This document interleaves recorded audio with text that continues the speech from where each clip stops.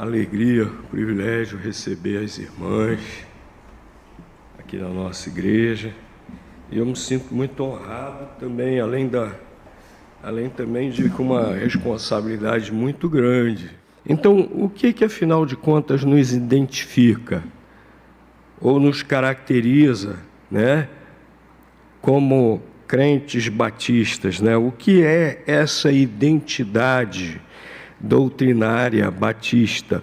Alguns pensam que é a forma de culto. Alguns pensam que é uma estrutura, uma hierarquia. Será? Pode botar o slide seguinte, por favor, irmão André. A nossa identidade doutrinária, meus irmãos, ela está naquilo que nos caracteriza. Para resumir, nossas crenças. Aquilo que nós cremos, aquilo que nós praticamos. É isso que nos identifica, é isso que identifica qualquer grupo. Qualquer grupo é identificado pelo que crê e, consequentemente, por aquilo que pratica, né? Que aquilo que um grupo pratica sempre vai ser decorrência, sempre vai ser consequência daquilo que aquele grupo crê. Então, o que nos identifica, o que nos caracteriza é aquilo que nós cremos e praticamos. No caso dos batistas, nós cremos, nós praticamos os nossos princípios e doutrinas. É essa identidade doutrinária que dá conteúdo à nossa fé. Tem gente que diz assim: não precisamos de doutrinas, isso é bobagem. A minha versão da Bíblia, eu fui ver quantas vezes aparece a palavra doutrina, aparece 78 vezes. 78 vezes. Eu uso aqui a versão Almeida revisada, né, atualizada. E, poxa, pastor, você teve esse trabalho de contar tudinho, um por um. Não, é que tem o programinha lá que a gente já vê isso. Só jogar lá a palavra doutrinas no programinha e aparece lá, e quantas vezes aparece, né? 78 vezes aparece a palavra doutrina aqui na Bíblia. Então, quem diz que doutrina não é importante, está equivocado. É importante, sim. Se não fosse importante, a palavra de Deus não mencionaria 78 vezes diretamente, explicitamente a palavra doutrina. É importante, sim. O problema é quando homens começam a fabricar doutrinas humanas, aí que é o problema. E nós vamos ver, nós batistas temos uma boa tradição. Tem gente que fala assim também: a tradição é coisa ruim. Não, existem tradições boas também. Nós batistas temos uma boa tradição, que é a tradição de sermos fiéis à Bíblia, à palavra de Deus. Isso é muito importante para nós nos fixarmos nas doutrinas que são da Bíblia, da palavra de Deus, e não doutrinas fabricadas por homens, que existem muitas por aí, e ao longo da história também sempre existiram doutrinas fabricadas por homens.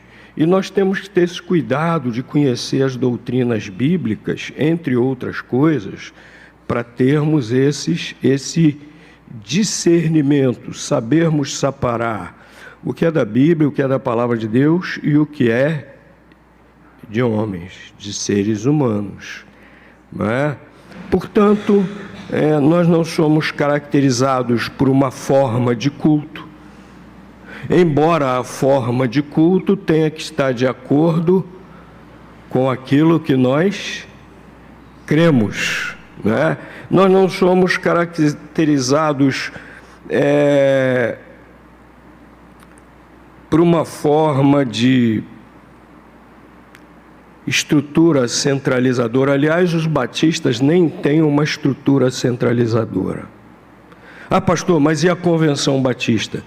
Não é uma estrutura centralizadora. As igrejas não obedecem à Convenção Batista Brasileira. A Convenção Batista Brasileira é que deve obedecer às igrejas. A Sociedade Feminina Missionária da sua igreja não obedece à União Feminina Batista Missionária do Brasil. Ela pode preparar um material, ela pode dar sugestões, mas quem vai decidir como vai fazer e se vai fazer é a Sociedade Feminina Missionária, né, da sua igreja, né? Nós não temos uma estrutura centralizadora, né? Nós não somos caracterizados por isso. Nós não somos caracterizados por uma hierarquia. O que nos caracteriza como batistas é a nossa crença e a nossa prática, que vem de quê? Das nossas doutrinas, dos nossos princípios. De onde vêm nossos princípios e doutrinas? Da palavra de Deus. Esses princípios estão estabelecidos desde que esse nome batista existe, assim de uma forma tácita, de uma forma convencionada, de uma forma explícita. Esses nossos princípios estão convencionados, estabelecidos, praticamente desde que esse nome batista, essa denominação existe. Denominação, o que é? Um nome. Nós somos denominados batistas. Em função de quê? Justamente das nossas crenças e práticas, nós recebemos essa denominação, esse nome, batista, né? Nos denomina como igrejas, como grupo, né? Então, desde que existe esse nome batista, nós já temos esses princípios que nós cremos, que nós praticamos. E esses princípios deram origem também às nossas doutrinas, né? Todo mundo aqui já ouviu falar na nossa Constituição brasileira, né? São como que os princípios da nossa nação. E aí, em cima da nossa Constituição brasileira, o que foram feitas? As nossas leis, em cima da nossa Constituição. Existe o Código Penal, existe o Código Civil, existe a consolidação das leis trabalhistas brasileiras, tudo em cima da nossa Constituição. Então, nossos princípios e doutrinas, nós podemos fazer essa comparação, tá? Temos os nossos princípios. E aí, especificando mais, aprofundando mais os nossos princípios, nós temos as nossas doutrinas. Hoje não dá tempo de a gente falar de todas as nossas doutrinas, não tem como. Nós vamos ver pelo menos os nossos princípios batistas, tá bom? Então vamos dar uma olhadinha nos princípios batistas, que nos caracterizam como batistas. É como se fosse a nossa Constituição, aquela comparação que fizemos. E desses princípios é que vêm todas as nossas doutrinas, essas doutrinas todas com embasamento na Bíblia, na Palavra de Deus.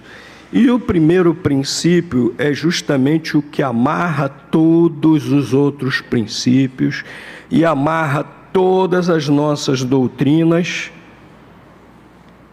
aqui na Bíblia, né? O nosso primeiro princípio é justamente desse: a aceitação das Escrituras Sagradas como única regra de fé e conduta, né?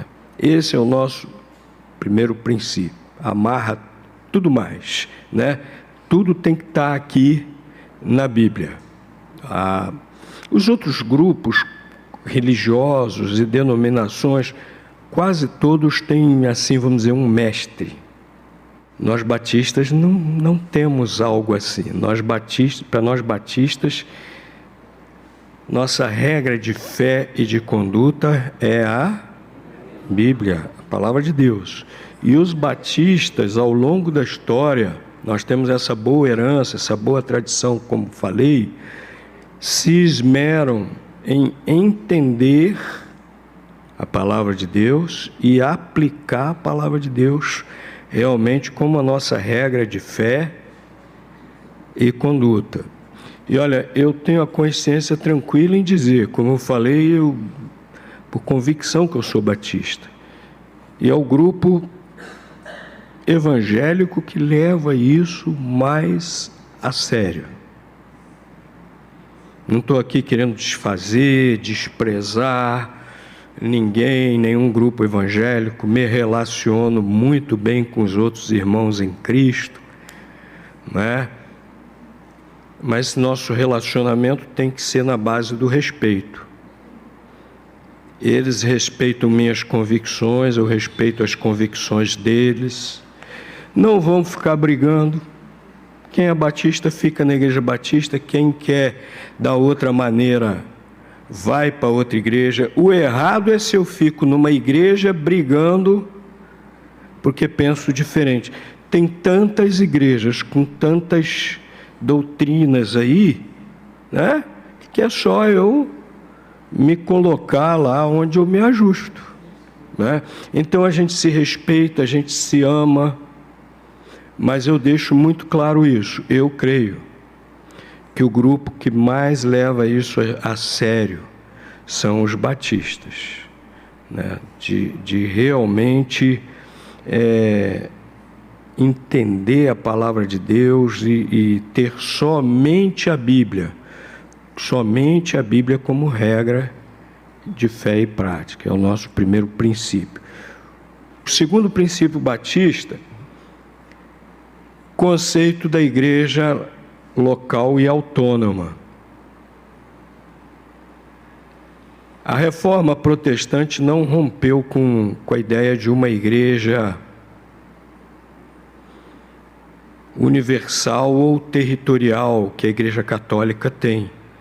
A reforma protestante não rompeu com isso. Os outros grupos evangélicos, em geral, têm essa ideia de uma igreja regional até universal. Ou seja, uma igreja, não uma igreja autônoma local, mas várias igrejas reunidas sob um comando central. As outras igrejas protestantes seguem um esquema parecido.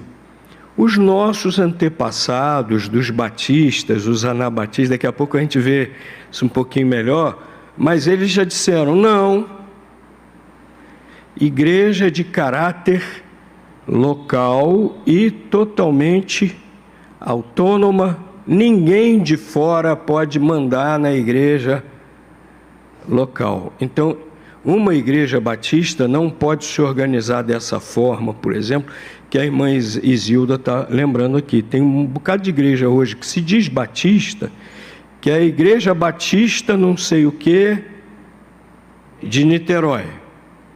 Igreja batista, aí tem lá o nomezinho dela, de São Gonçalo. Igreja batista, vamos dizer, Icaraí, né, para não ficar dizendo o nome das outras, não vamos fazer isso, lógico.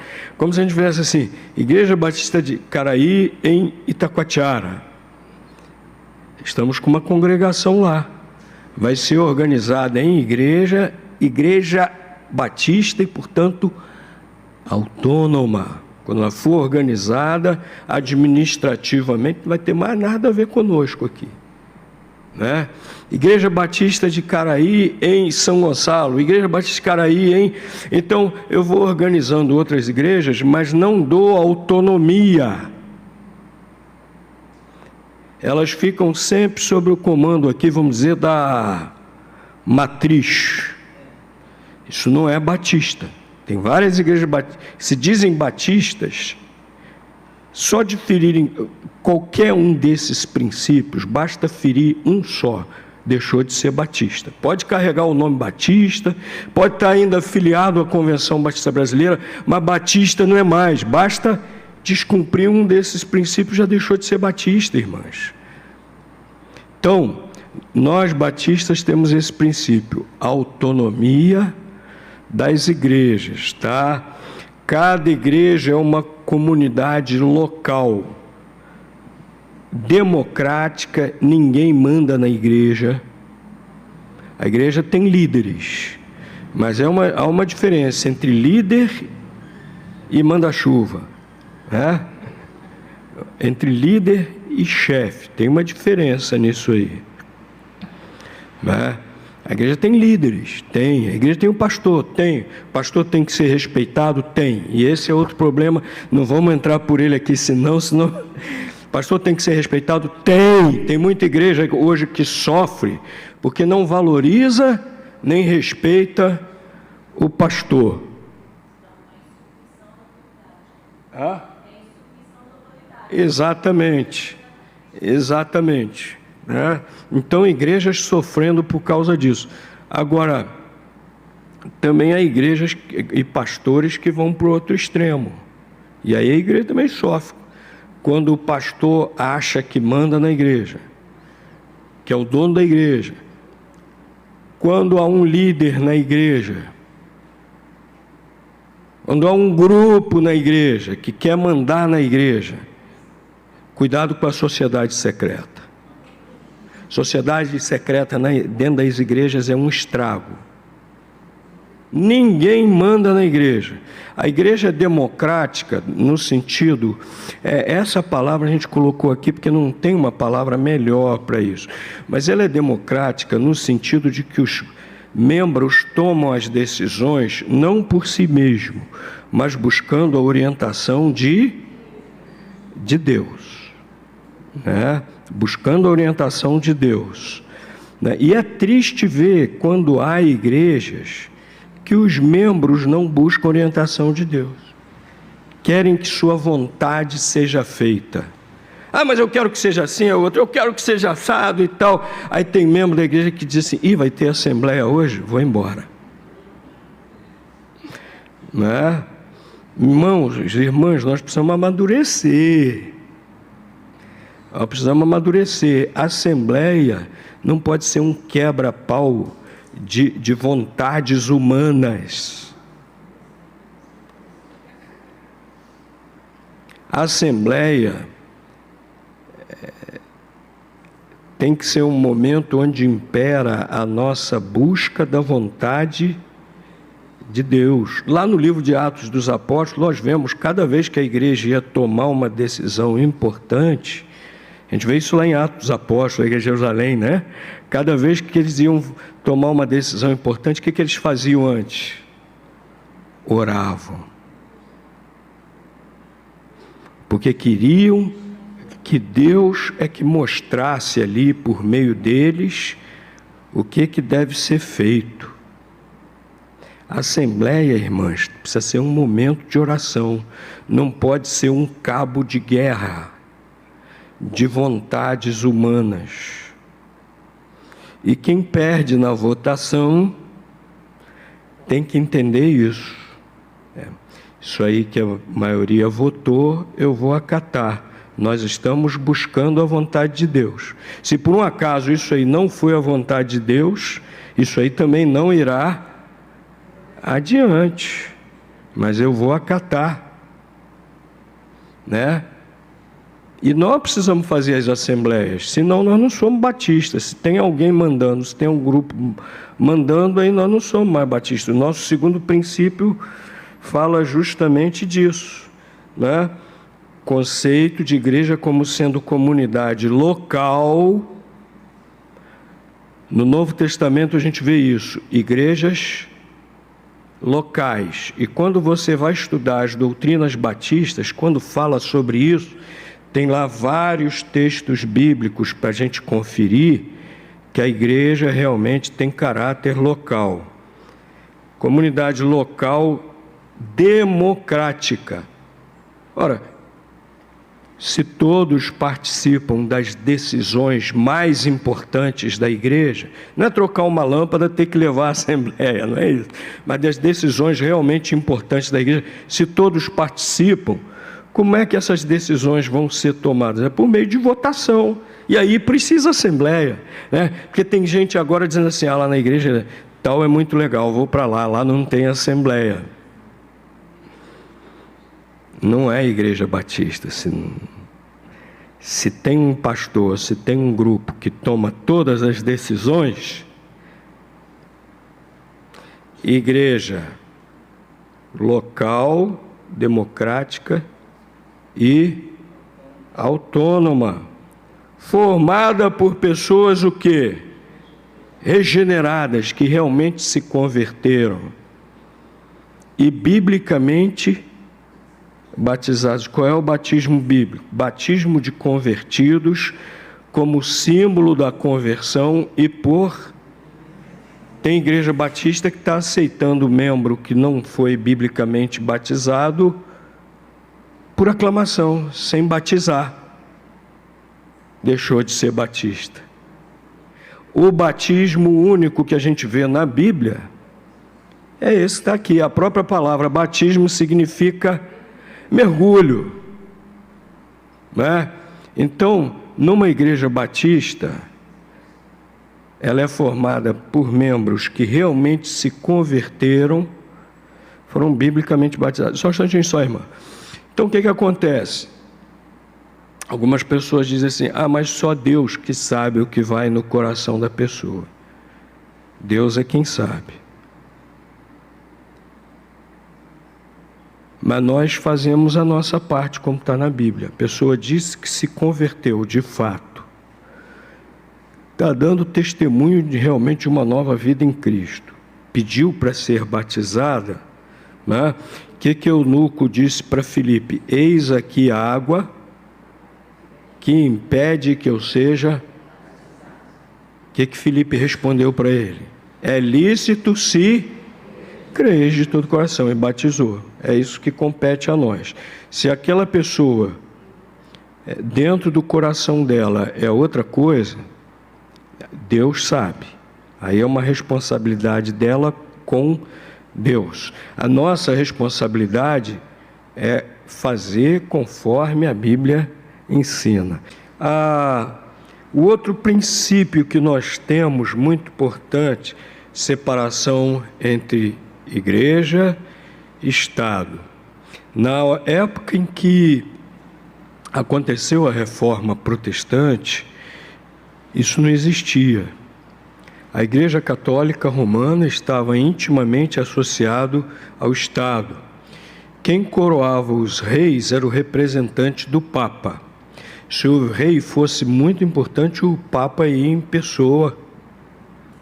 Agora, normalmente ele mandava um bispo ou um cardeal representando para coroar aquele rei, né?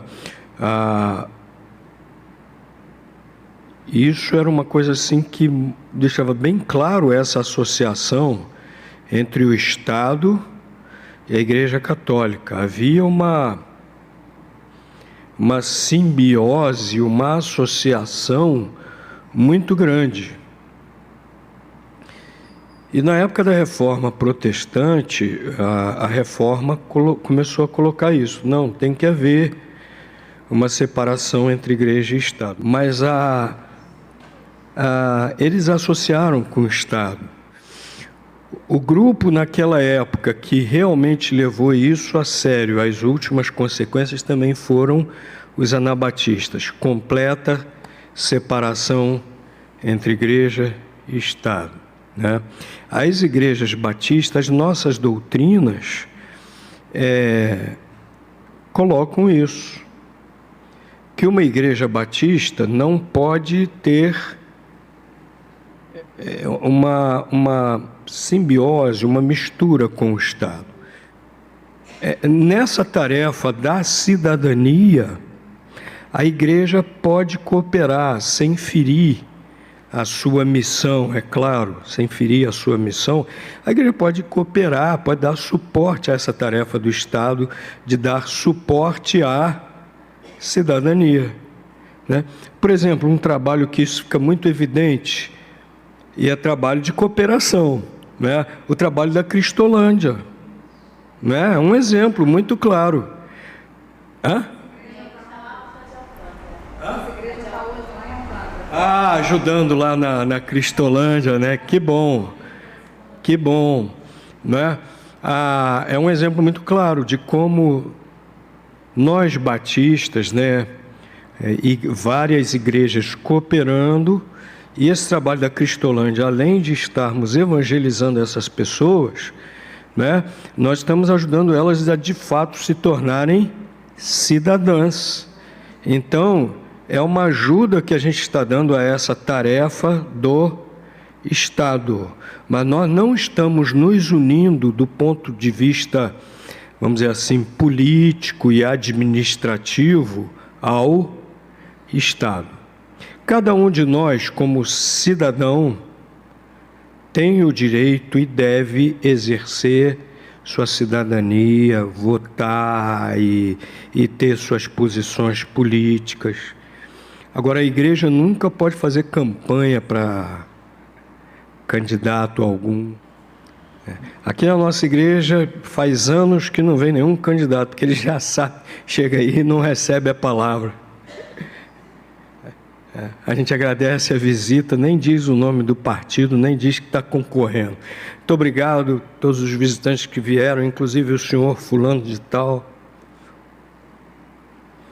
Mas nem menciona que é candidato, nem partido, nem coisa nenhuma, muito menos dá a palavra, né? A gente não aceita doações do Estado, porque quando você aceita uma doação do Estado, você está criando um vínculo. E esse nosso princípio está sendo quebrado. Nós estávamos construindo o templo, uma igreja que a gente organizou lá em Friburgo, lá em Lumiar, primeira igreja batista de Lumiar. Nós organizamos com esse nome já para organizarem a segunda, a terceira e tal. Mas nós organizamos, já entregamos com templo, com casa pastoral e tal. Agora lá em Itamonte a gente está fazendo a mesma coisa. Queremos organizar lá em Itamonte, no sul de Minas, já com templo, casa pastoral, tudo bonitinho. Mas quando a gente estava construindo, aí o pastor lá, o nosso missionário, chegou e falou assim: ó, o vereador fulano de tal quer contribuir com cimento e ferro.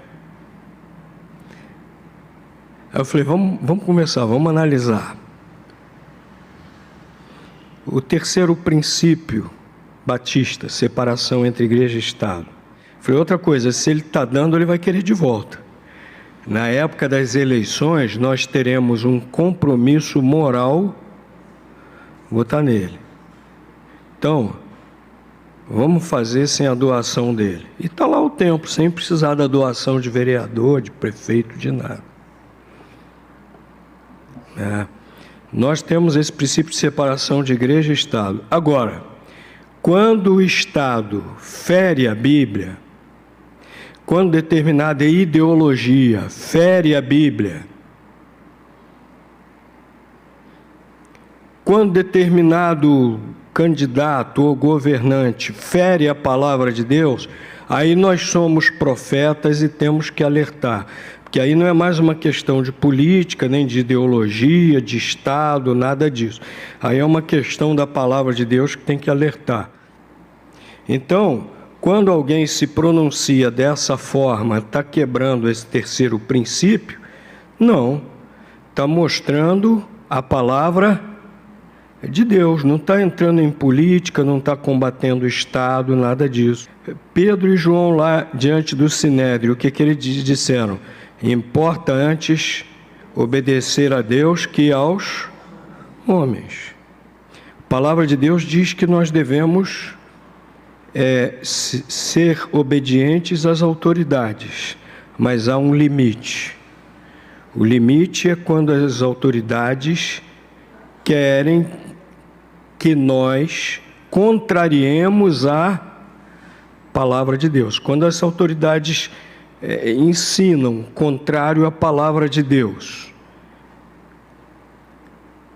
Então, Pedro e João deixaram muito claro, importa antes obedecer a Deus que aos homens. tá? O quarto princípio, absoluta liberdade de consciência, né? Os batistas foram os primeiros a levantar isso, que o ser humano deve ter absoluta liberdade de consciência, mesmo que esteja na consciência dele pensando de forma errada, mas Deus deu liberdade, Deus deu o livre arbítrio. Agora, essa liberdade de consciência inclui também, nós vamos ver as irmãs estudando as nossas doutrinas, onde tudo isso é esmiuçado, vão ver que a liberdade de consciência inclui também a responsabilidade. Tem que arcar com as consequências. E a nossa geração hoje só é ensinada a respeito da liberdade. E ninguém fala para essa geração que está por aí a respeito da responsabilidade. Tudo que se escolhe tem consequência, né? O quinto princípio nosso é da responsabilidade individual diante de Deus. As irmãs estão vendo que tudo isso tem respaldo na Bíblia. Como eu falei, se as irmãs forem lá ver as doutrinas, tem lá as referências bíblicas de tudo isso. Não dá tempo da gente ficar vendo aqui de um por um hoje, né?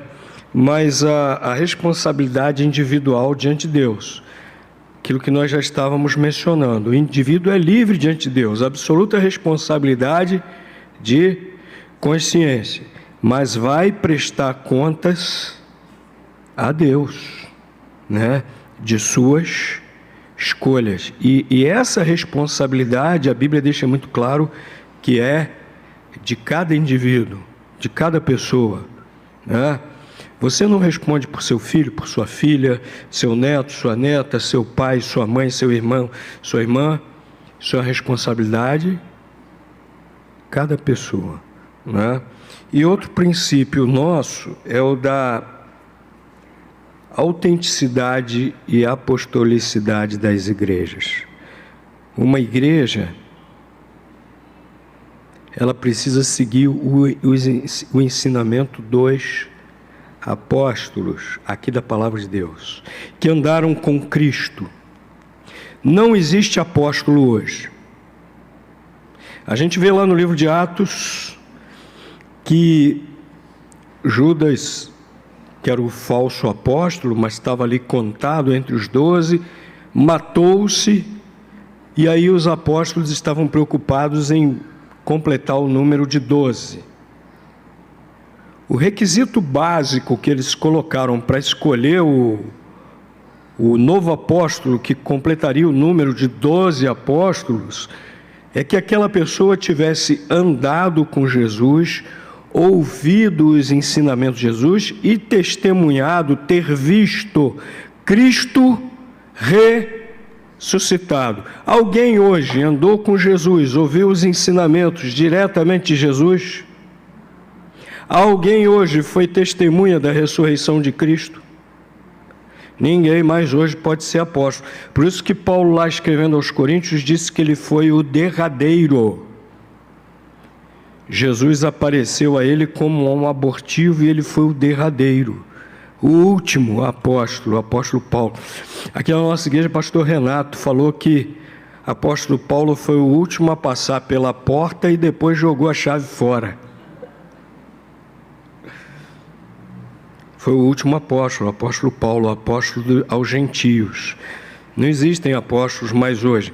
Então esse nosso princípio, quando fala de que uma igreja precisa ser apostólica, precisa seguir o ensino dos apóstolos, está se referindo aos verdadeiros apóstolos, aqueles que andaram com Jesus, que ouviram os ensinamentos de Jesus, que escreveram os evangelhos e as epístolas, com a ajuda de alguns poucos colaboradores que andaram com eles apóstolos.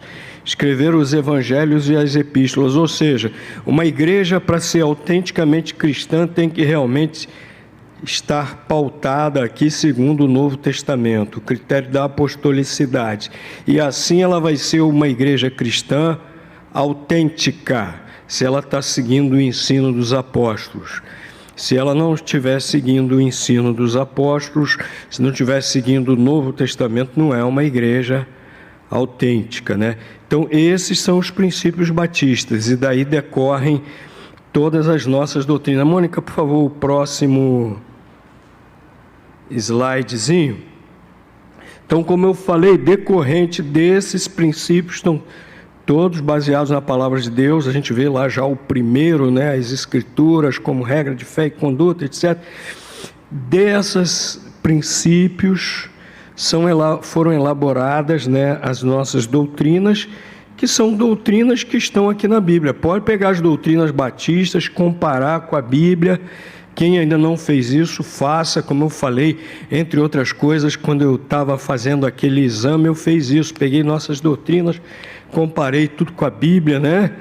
Então, como a irmã Isilda falou no início, é o que dá conteúdo à nossa fé, né?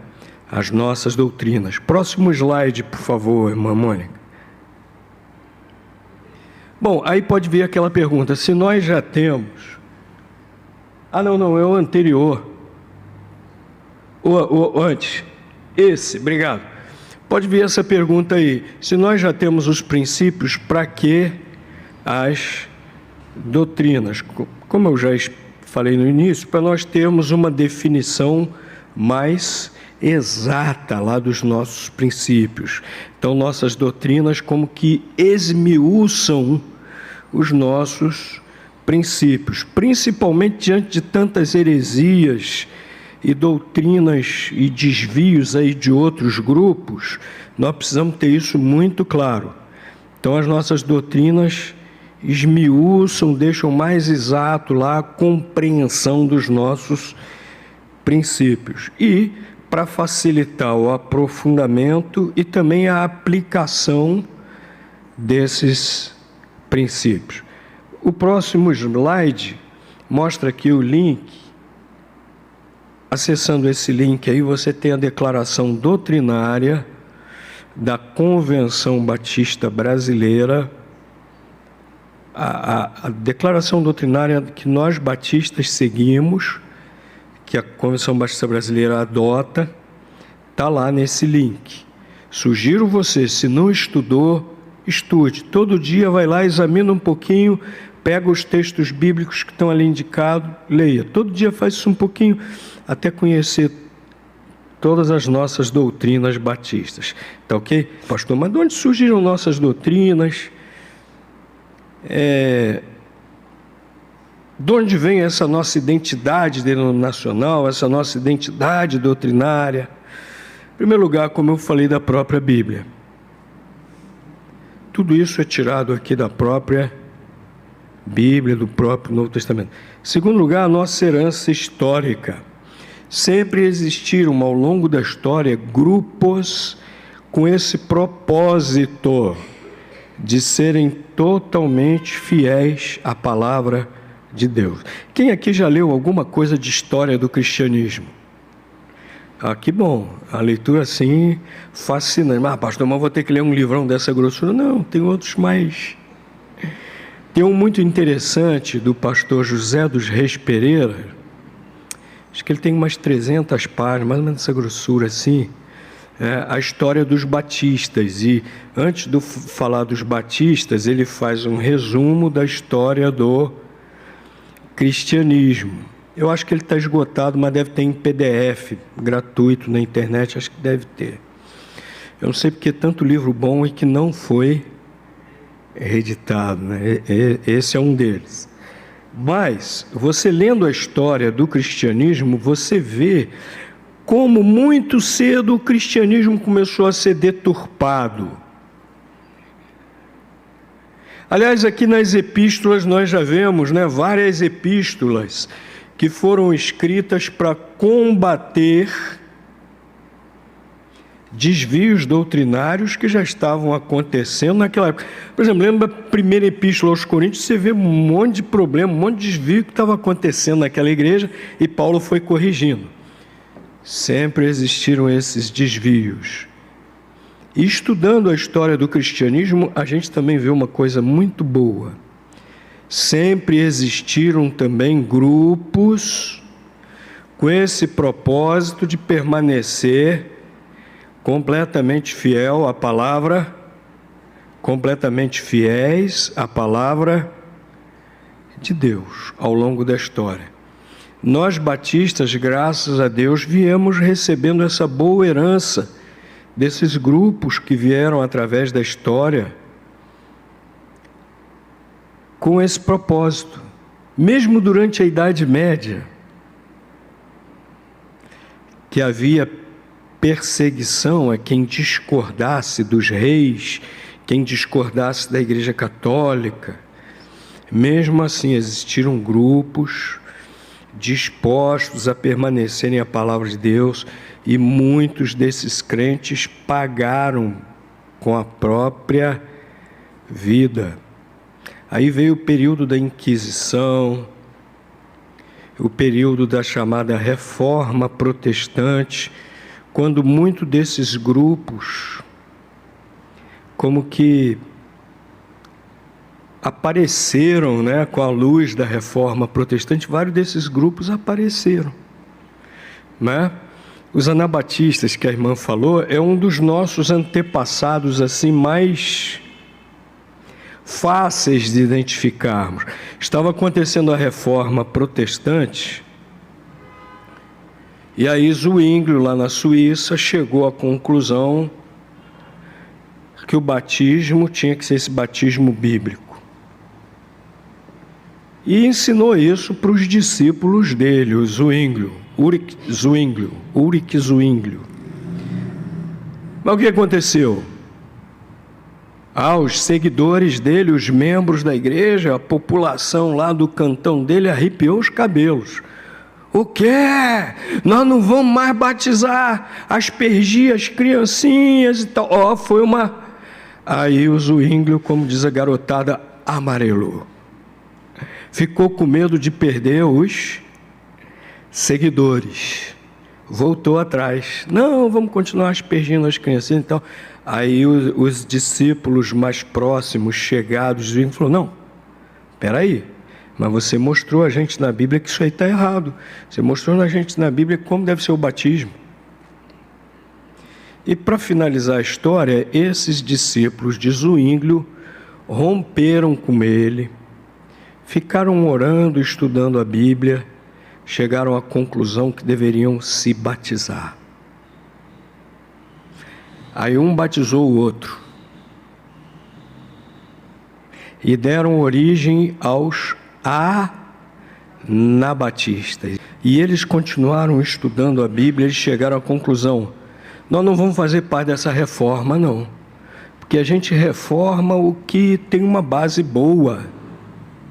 Nós estamos saindo e começando tudo de novo.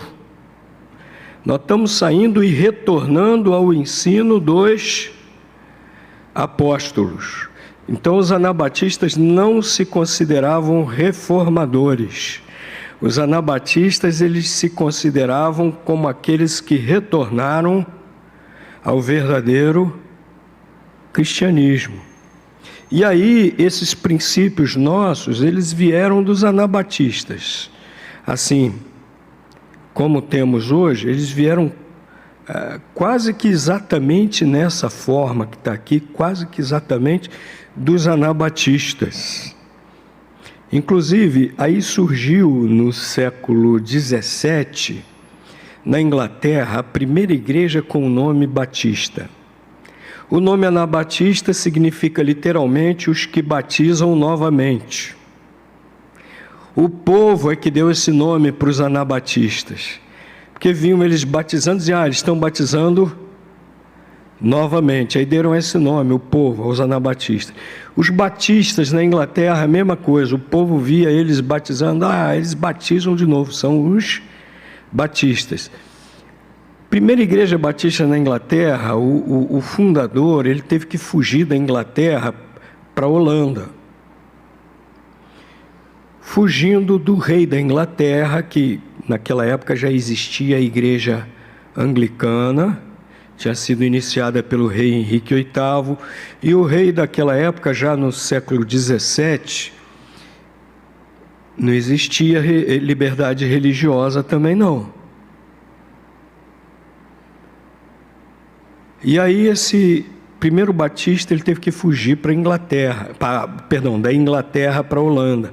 Lá ele encontrou uma igreja anabatista, menonita, e ele se identificou com as crenças deles. Enquanto ele esteve na Holanda, ele participou de uma igreja menonita, até que chegaram outros fugitivos da Inglaterra, e ele organizou lá uma igreja batista, ainda não tinha esse nome. Retornaram para a Inglaterra. E organizaram lá a sua igreja na Inglaterra. E aí os ingleses deram o nome a esse grupo, dessa igreja nova, de batistas. Então esse nosso nome surge pela primeira vez na Inglaterra, mas ao longo da história sempre existiram grupos, até com outros nomes, ou sem nome algum. Ao longo da história sempre existiram grupos, mesmo no meio das trevas, a luz sempre brilhando. Então, ao longo da história, existiram esses grupos, e nós, graças a Deus, recebemos essa boa herança. Daí vem a nossa identidade doutrinária, tá? Batistas, há um consenso que esse nome surgiu pela primeira vez lá na Inglaterra, com esse grupo que eu falei para vocês, se eu não me engano foi 1611. É isso mesmo, foi 1611. Foi quando foi feita a primeira declaração doutrinária batista. Vejam que foi organizada a primeira igreja com esse nome Batista na Inglaterra, e imediatamente o Thomas Helwys teve a preocupação de colocar no papel tudo o que eles criam. Então essa foi a nossa primeira declaração doutrinária. Tem na internet. Eu esqueci de colocar aqui o link, quem quiser depois eu mando o link, tem na internet. Primeira declaração doutrinária dos batistas, 1611, Londres, Inglaterra, redigida por Thomas Helwys. Depois, a que se tornou a mais usada, inclusive nós batistas brasileiros usamos até 1985, foi a declaração doutrinária dos batistas de New Hampshire. New Hampshire é um lugar lá dos Estados Unidos. Em 1833, um batista norte-americano chamado Newton Brown resolveu fazer uma redação de nossas doutrinas mais clara, mais precisa. Essa declaração, como era essa cidade, New Hampshire, ficou conhecida por esse nome, Declaração de New Hampshire. Foi adotada pelos batistas do mundo todo, inclusive por nós batistas brasileiros. Aí você pega de 1611 e a de 1883, a mesma coisa. A mesma coisa. Está tudo lá, numa noutra. Só que a de 1833 já é mais detalhada. Aí o que aconteceu? Aqui no Brasil, a Convenção Batista Brasileira achou que nós precisávamos deixar mais claro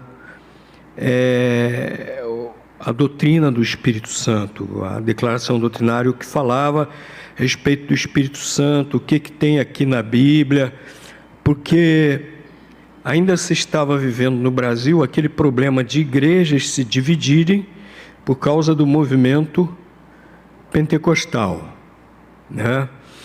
Então a Convenção Batista Brasileira, a Assembleia votou e tal, vamos fazer uma outra em que isso esteja mais clara.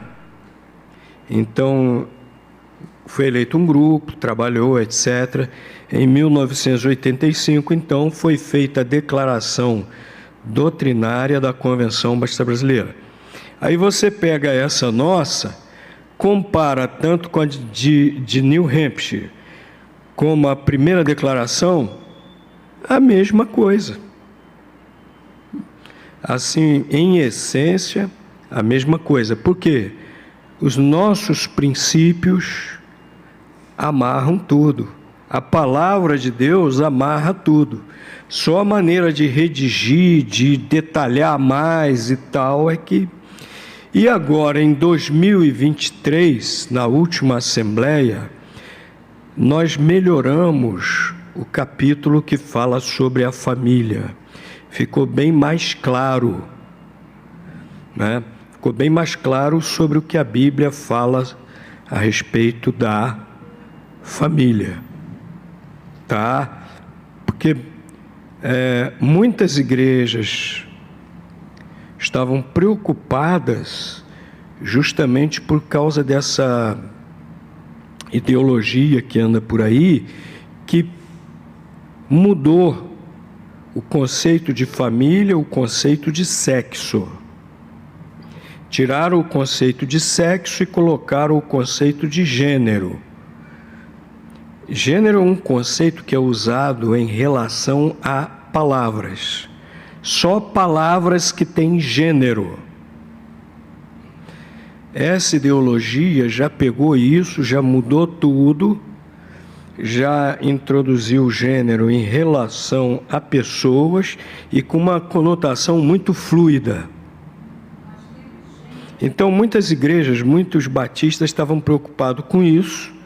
A nossa declaração doutrinária, no capítulo sobre família, fala muito claramente sobre o sexo do ser humano e como é a família na Bíblia. Ninguém pode querer nos taxar de homófobos nem de nada disso. Nós estamos simplesmente expondo o que está na Bíblia e dizendo que nós cremos nisso. E dizemos também que quem quer crer diferente, creia, é problema dele. Se quiser crer diferente da Bíblia, creia. Escolha dele, problema dele, as consequências também serão deles, direito dele, né? Direito de cada um, né? Como nós temos esse direito também. Então, na nossa declaração doutrinária, agora em 2023, você compara o capítulo antigo e o capítulo novo, é a mesma coisa, mas está assim mais detalhado, mais explícito na atual, tá? Alguns textos aqui da Palavra de Deus que mostram motivos muito fortes para nós sermos fiéis às nossas doutrinas, para nós termos essa identidade doutrinária, tá? Primeiro, por fidelidade à palavra de Deus. Se nós queremos ser fiéis à palavra de Deus, é uma coisa automática, não tem para onde correr.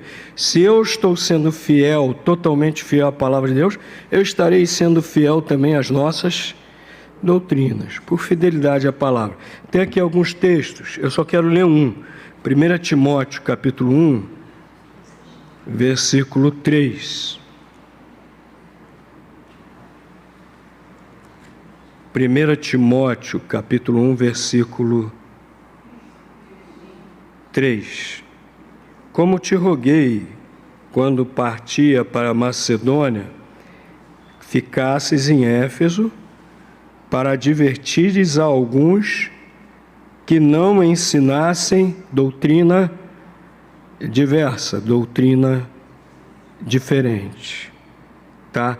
Então, Paulo mandou a Timóteo, deu essa incumbência a Timóteo, que lá na igreja de Éfeso, ele ensinasse aquelas pessoas a serem fiéis à doutrina correta, a doutrina dos apóstolos, que não ensinassem nada diferente. Queremos ser fiéis à palavra de Deus, nada de seguir outras doutrinas, né? Temos que ser fiéis à palavra de Deus. Outro motivo é para a nossa própria edificação pessoal. Se você está seguindo as doutrinas bíblicas, você está sendo edificado, tá? 1 Timóteo 4:6.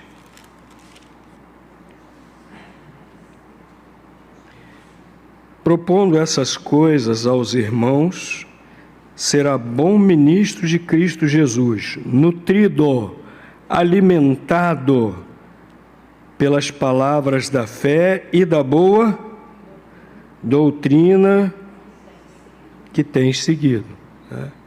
Timóteo aprendeu com Paulo as doutrinas de Cristo. E Paulo está dizendo que ele estaria bem alimentado se continuasse seguindo essas doutrinas.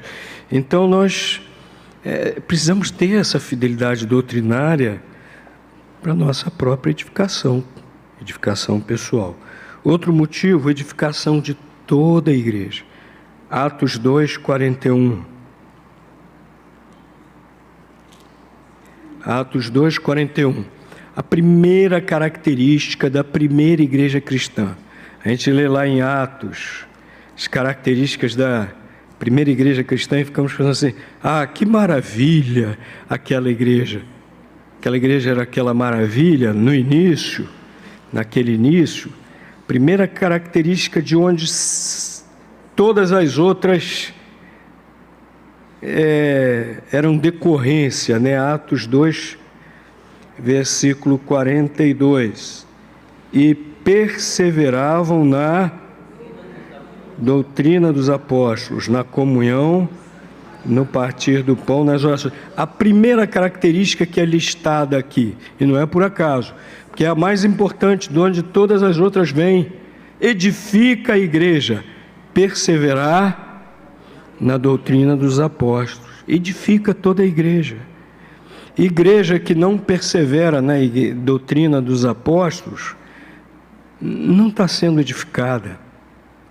Pode ser até muito agradável, mas edificação realmente não está acontecendo. Agora a igreja que está lá vivendo as doutrinas dos apóstolos está de fato sendo edificada, fortalecida, né? Tem vários outros, mas o último que eu listei aqui: ser fiel às doutrinas da palavra de Deus nos livra dos falsos ensinamentos. As nossas doutrinas nos livram dos falsos ensinamentos. Aqui 1 Timóteo também, capítulo 6, versículos... 1 Timóteo, capítulo 6, versículos 3 e 4. Se alguém ensina doutrina diversa, já vimos o que é isso, diversa, diferente, né? Se alguém ensina doutrina diversa, não se conforma com as sãs palavras de nosso Senhor Jesus Cristo,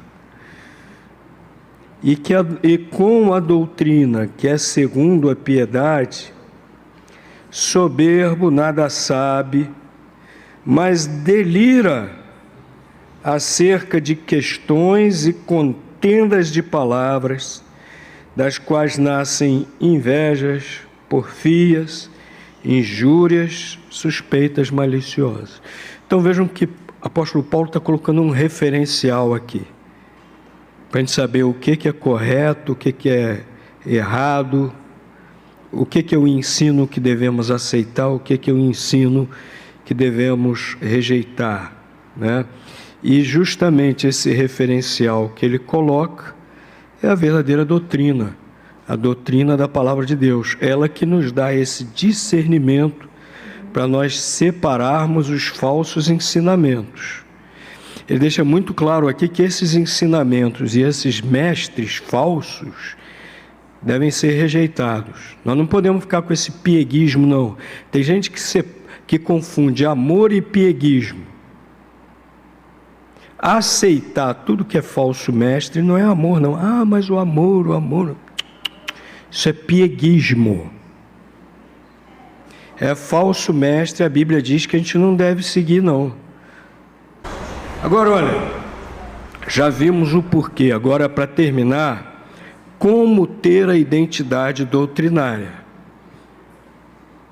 Já vimos porquê. Primeiro, conhecer. Nesse texto aqui, Paulo está dizendo para o pastor Tito, também seu discípulo, dizendo: prega o que convém à sã doutrina. Está falando em sã doutrina porque existe doutrina ruim, né? E Paulo está dizendo para Tito: olha, prega o que convém à sã doutrina. O que quer dizer isso? As pessoas precisam conhecer. Primeira coisa, minhas queridas, meus queridos, nós precisamos conhecer a doutrina sã, a palavra de Deus. Se nós queremos ser fiéis, se nós queremos ter essa identidade doutrinária, precisamos conhecer. Eu acho que por isso que a irmã Isilda perguntou no início: quantos já leram ou estudaram a nossa declaração doutrinária? Conhecer. Por isso que Paulo disse a Tito: prega o que convém à sã doutrina. Tá? A outra coisa, nós precisamos ter convicção. Precisamos ter convicção. Aqui, Tito, capítulo 1, versículo 9. Precisamos conhecer, além de conhecer, precisamos ter convicção. Conhecer tem a ver com a mente, convicção tem a ver com o coração. Precisamos ter convicção, né? Tito, capítulo 1, versículo 9.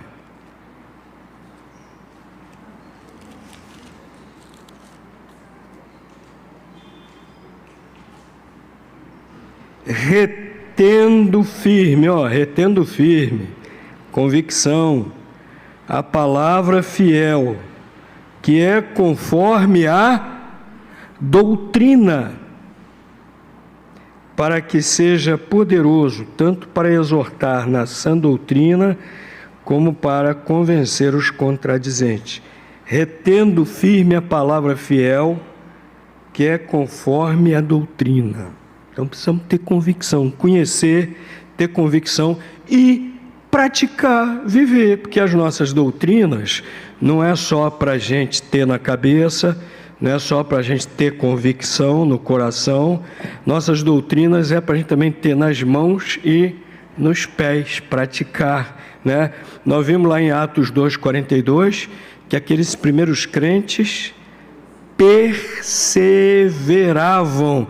Perseverar aí é no sentido de não abrir mão, mas também é no sentido de praticar com insistência, sem abandonar, perseverar.